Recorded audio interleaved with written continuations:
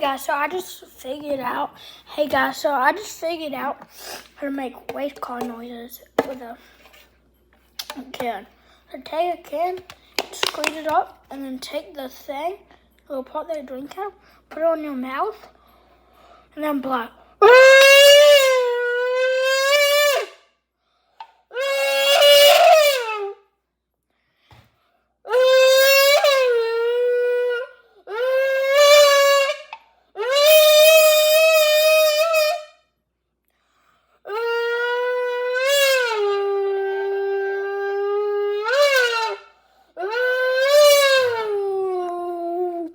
Yeah, guys, so that's actually pretty good. So listen again.